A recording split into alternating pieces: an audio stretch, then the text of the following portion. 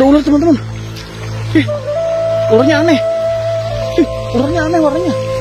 Nih teman-teman, tuh ular aneh.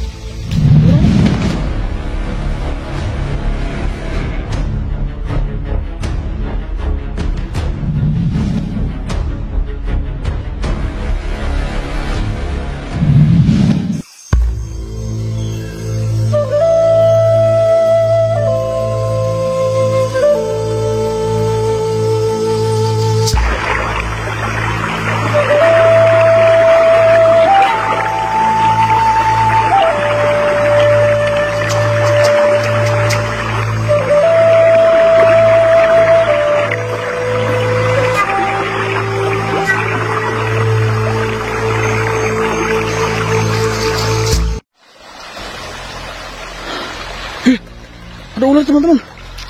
Ih, ularnya aneh. Ih, ularnya aneh warnanya. Nih teman-teman, tuh ular aneh. Ular aneh teman-teman. Ular aneh. Ular aneh. Bukan teman-teman, bukan ular aneh. Tapi emang ini si Boy teman-teman, lagi diajakin mandi di sungai itu. Ya. Emang sengaja ngajakin si Boy ini teman-teman. Tuh ya. Ini si Boy teman-teman, ular boa. Tuh emang sengaja kita ajak si Boy mandi langsung ke hutan teman-teman. Ke hutan, ke kali tuh ya. Biar ngelatih dia renang teman-teman. Ya. Tuh biar ngelatih dia renang.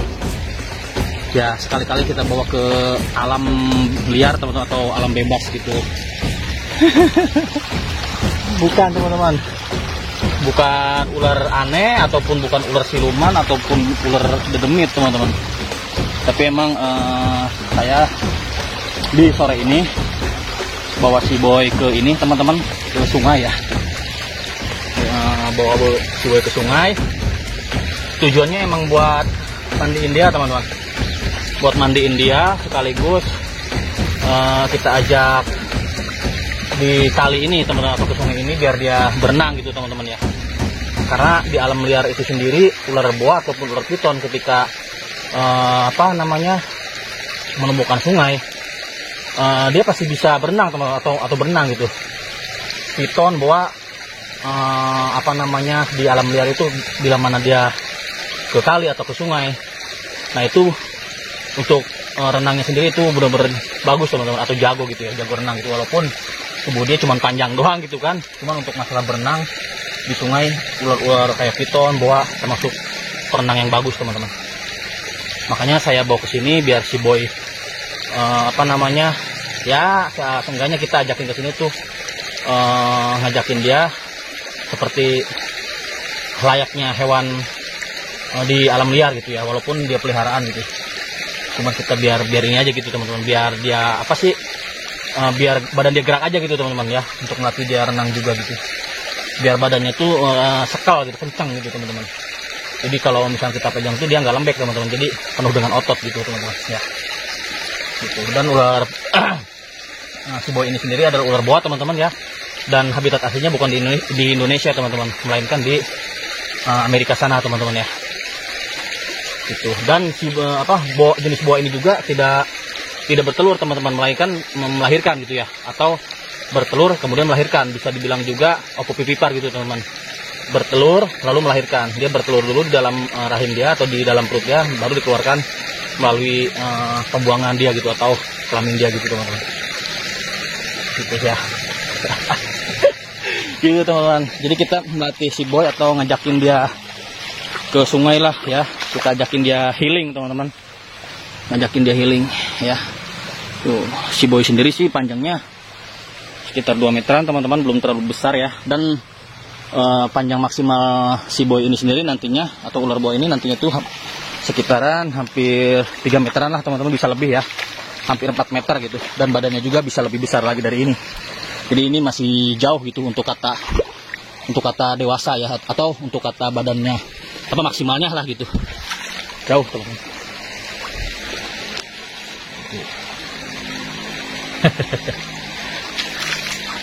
Gitu teman-teman. Kita ajakin ke sungai gitu teman-teman ya. Nah, si boy ini sendiri atau buah punya saya ini sendiri teman-teman, ini nggak normal ya. Untuk badannya sendiri nggak normal, untuk warna kulitnya atau warna fisik itu nggak normal teman-teman. Karena normalnya ular buah warnanya tidak seperti ini teman-teman.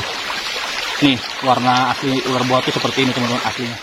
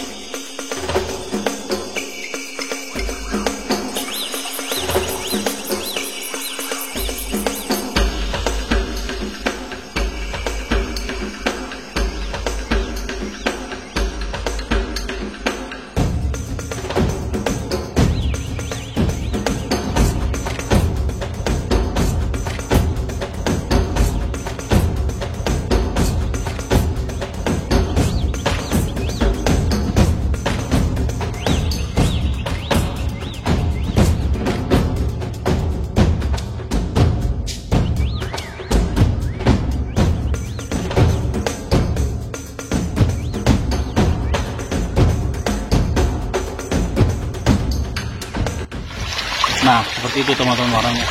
Nah, kalau yang punya saya ini dia ada termasuk kelainan gen gitu teman-teman ya. Atau bisa dibilang itu hypo gitu. Kelainan gen. Cuman untuk ininya, untuk nama gennya sendiri ini adalah hypo teman-teman. Dan warnanya pun ya cenderung ke oranye seperti ini teman-teman ya, kuning ke oranye-oranyan gitu ya. Jadi bukan normal gitu teman-teman.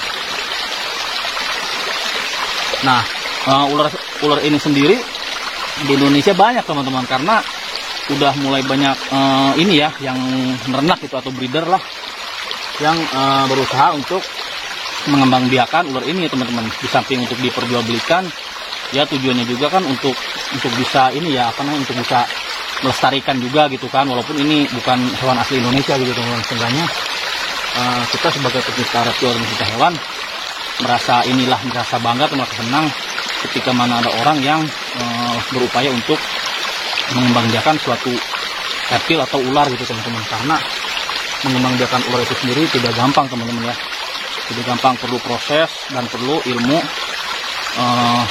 tolak ukur, suhu segala macamnya gitu. Kita harus paham teman-teman, karena kalau misalnya sudah tidak tahu hitung-hitungan masalah itunya gitu ya, masalah suhunya seberapa derajat gitu, ataupun settingan tempat telurnya gitu, nah itu telur nggak bakal jadi teman-teman. Yang ada tuh malah busuk atau hancur ya, atau tidak jadi lah gitu, bisa dibilang BS lah gitu ya, atau buruk lah gitu teman-teman. Nah, makanya saya sendiri senang lah gitu untuk para breeder atau para peternak ular lah gitu, reptil yang telah bisa mengembangbiakan jenis-jenis ular, walaupun bukan ular lokal ya.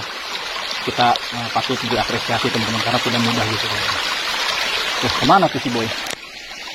Boy, kemana kau? Naik pohon teman-teman. Ya, ular buah ini sendiri di alam liarnya teman-teman, hidup di pepohonan juga teman-teman. Di samping di perairan ya, di pinggir-pinggir kali, dia juga bisa hidup di pepohonan teman-teman. Jadi hidupnya tuh dia bisa di pepohonan, atau dibilangnya tuh arboreal teman-teman ya, atau terestrial. Terestrial tuh di daratan ya, kalau arboreal tuh di pepohonan gitu teman-teman. Dan buah ini sendiri sih di habitat alaminya tuh aktif di malam hari teman-teman ya. Di malam hari mencari makannya gitu ya. Boy, kemana kau boy? Tuh ekornya teman-teman ya. Bagus ekornya ya. Cenderung berwarna merah lah gitu. Terus ada corak hitam-hitamnya gitu teman-teman ya. Gitu teman-teman. Dia mencoba naik pohon teman-teman. Itu. Boy, ayo boy. Boy. Sini boy, turun. Kenceng ini. Dan ular buah ini sendiri termasuk lilitan paling kuat ya teman-teman, dibanding dengan ular piton atau anaconda ya. Buah juga ini salah satu termasuk ular pembelit yang lilitannya itu sangat kuat teman-teman. Bahkan piton juga kalah untuk masalah lilitan teman-teman ya. Masalah lilitan ular piton kalah teman-teman, sama ular boa gitu. Tuh lihat tuh teman-teman, melilit ya kan, melilit itu. Sini boy, ayo. Kencang teman-teman tuh lilitannya, hemat.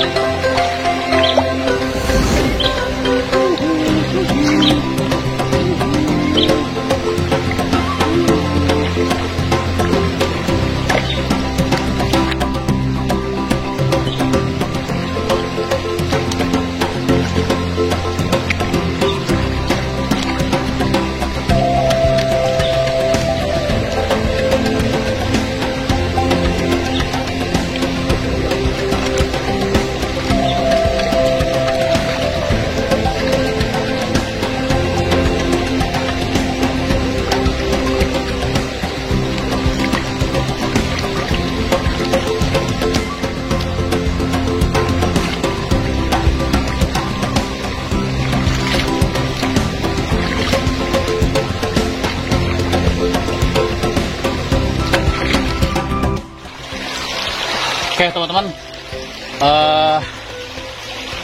Ciboy udah bersih teman-teman ya, udah bersih, dan kita tadi udah gerak-gerakin dia biar berenang gitu teman-teman ya, biar berenang, biar otot-otot dia bisa ini teman-teman, bisa terolah lah gitu ya.